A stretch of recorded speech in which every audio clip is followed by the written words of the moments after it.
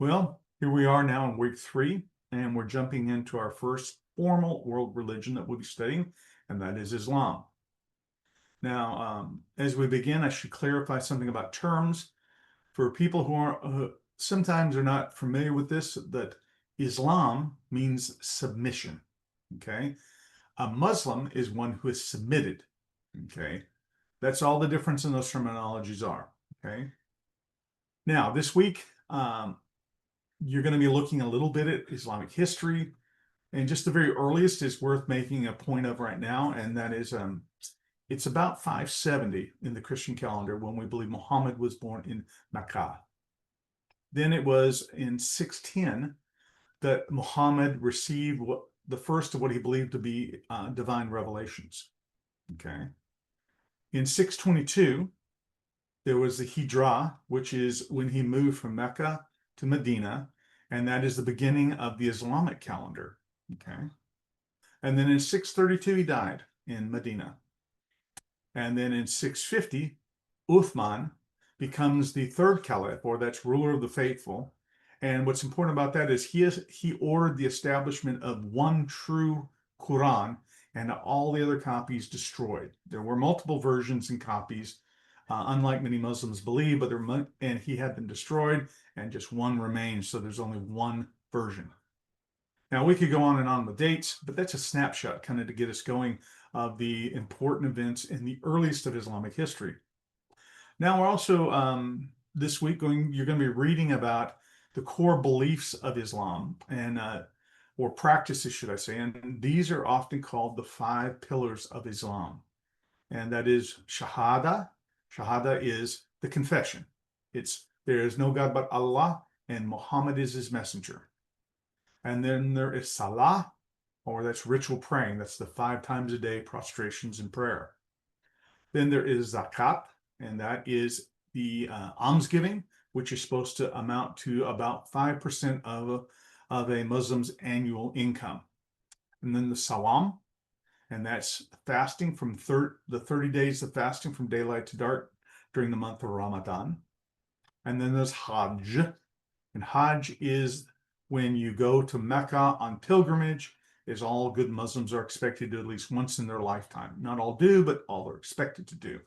Okay? Now, those are the ones that everyone always refers to.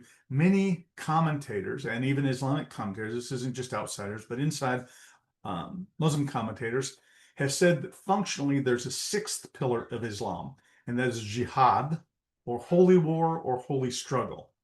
Now, I want to make 2 quick points about this so that I'm clear from the beginning. One, this is a minority position. The majority of Muslim scholars would not say that jihad rises to the level of being a pillar of Islam, but it's just something that's really important in Islamic thinking. And 2, and this is probably even more important, jihad can be anything from, it can mean a person's inner struggle against the evil inside of themselves, all the way to actually fighting unbelievers. And even in fighting unbelievers, it's supposed to then only be in defense of the Muslim community from outside aggression. In fact, Surah 2 in Ayat, that's chapter verse 140, says this in the Quran: fight in the way of Allah those who fight you, but do not be the aggressor. Indeed, Allah does not like the aggressor. Now, the truth is, we've seen how that gets stretched by a lot of groups into who's the aggressor and when jihad is justified. But just to know, that's what jihad is. It's considered by many to be the 6th pillar of Islam. Okay. Now, it's also very important to think about, for us just to make note of, what are the 6 pillars of the faith in Islam. And these are to believe in Allah, his angels, his books, and that is actually 3, there are first 3 books, and that is Tawrat, Zabur, Injil, and then the Quran. And by the way, Tawrat is the first books of the Bible, Old Testament. Zabur are the Psalms. Injil is the Gospels, and then the Quran. Those 4 books you have to believe in as a Muslim. And then the next is you have to believe in his messengers. And there's a long list of those. But the second most important messenger that a Muslim has to believe in after Muhammad is Isa, or Jesus. Yes, that's right. All Muslims are supposed to believe in Jesus. We'll talk about that. That's not believe in him the way that we do. But anyhow, they also are supposed to believe in the Day of Judgment. Very important piece of Islamic theology, Day of Judgment. Okay, it used to be in our theology, and we've kind of downplayed it now, but it is real. And then Muslims also believe in divine destiny, and that is that God decrees all things, and he literally decrees what will happen in every person's life and in all events of human history. Now, of course, these 6 articles of faith raise a number of important questions, and I already mentioned that the Tavrat, which is probably the Pentateuch of the Bible, then you have Zabur, the Psalms, and Injil, the New Testament. Do they really believe in those? No, not really, but still they're supposed to, and that's a long story that we don't have time to get into right now. Do they actually believe in Isa or Jesus? Well, sort of, but not the Jesus that you and I know in the Bible. In fact, I've got a book on my shelf back there called Jesus of the Quran, and it's all the different verses in the Quran and even from the other important Islamic writings that describe who Jesus is. And he's a very different figure than what we know of in the Bible. Okay, some overlap, but very different. And this also raises the question of Day of Judgment. What will happen to a person on the Day of Judgment? Do they know? How can they know? Is there any way to be sure? Well, short answer is no. No one knows. Even Muhammad himself did not know what would happen to him on the Day of Judgment. I could go on and on about that, but I'm not going to because I want to just make this an introduction. You've got some great readings this week. Instead, I want to encourage you about your readings, in fact. First, you've got an article by Gene Daniels, Islam as a Theological Mosaic. It'll help you understand why there's so much biblical material pulled over into the Quran and how it functions in the Quran. Now, I have to have full disclosure here. I am Gene Daniels. That's the pen name I've been using since I lived in Central Asia, 20-something, almost 30 years ago. When I lived in a high-risk Muslim environment, I just didn't need my name attached to writing as a missionary. So when you see Gene Daniels, that's me. I do a lot of missiological writing. But that article there will help you understand why Islam has so much of the Bible in it. Second, there's the article, Church Planting That Includes Muslim Women. It's in there because it's way too often forgotten. We focus on the men of Islam, and we forget that 51% of the Muslim world statistically are women. And the vast majority of these women cannot be reached by anyone but another woman. So we need to think about them in our church planting efforts. Then there's the article, Sharing Your Faith with Believers, to Believers of Islam. This is a practical how-to article written by an African, I believe it's a Nigerian missionary. I think it's well written, and it's just very basic, and it'll help you if you've never given any thought to reaching Muslims. And then you've got the video by Timothy Tennant. It's in there because just about anything Dr. Tennant does is great. Now, I don't agree with 100% of what he says in this video, but that doesn't matter. Sometimes I don't even agree with myself. So, Dr. Tennant's brilliant, and I'm sure you'll get a lot out of that video. And finally, there's a resource this week for you from Brown, and it's Muslim Worldviews and the Bible.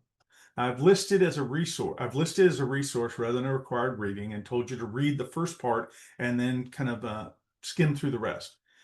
It's 3 long articles with lots of good information. But it's the kind of thing that you kind of browse and look at and see what you're interested in and what parts you find interesting. You read, kind of skip over the other parts and keep around, because the day may come in the future when you need to know, well, what does Islam say about this? Okay. And compare that to biblical thinking, and you can go to his work and find some help with that. And so great resources pulled in there for you. Now I want to end this little introductory video with a personal story. After Bible school, my family and I moved back to my wife's hometown, where we live now, Jacksonville, Arkansas. I knew I was called to reach Muslims, but I never met one. Didn't have any idea anything about them. I never met them. And there was very little around, or at least that I knew of, there were very little resources around. There wasn't the internet to figure it out. And so I was kind of like flying blind as I prayed and asked God, how was I going to reach them? How was I going to do this, become a missionary in the Muslim world? And then very unexpectedly, a Muslim family, the first I'd ever met, the first probably that ever been in my small town, moved in 2 doors down from us. They had moved from Oklahoma City, where they had went to college, but they came here because the wife needed cancer treatment at a specialty cancer center here at the university. Um, our kids started playing together, and in the end, we were able to share the gospel with him. He went to church with me one time. But now the part of the story I didn't catch there was the wife had died. She was here for treatments of ovarian cancer, but she didn't survive.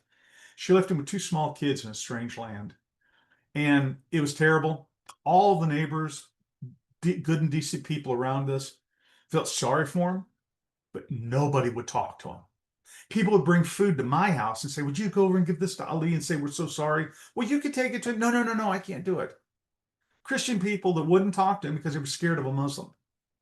This was before 9/11. This was, people just didn't know what to do. Well, today, even if you don't feel called to the Muslim world, I want you exposed enough to Islam so that you will have some sense of how to talk to them, how to understand them. You'll be a million miles ahead of the vast majority of other Christians. And you'll be able, not, first of all, not to be afraid of them if you meet Muslims, whether it's here or somewhere else. And B, you might have some ideas of how to share, after this week's over, you might have some ideas on how to share your faith with them, which is, to me, the critical issue. So with those things said, dive into this material on Islam. Enjoy it, I hope you will, and God bless you.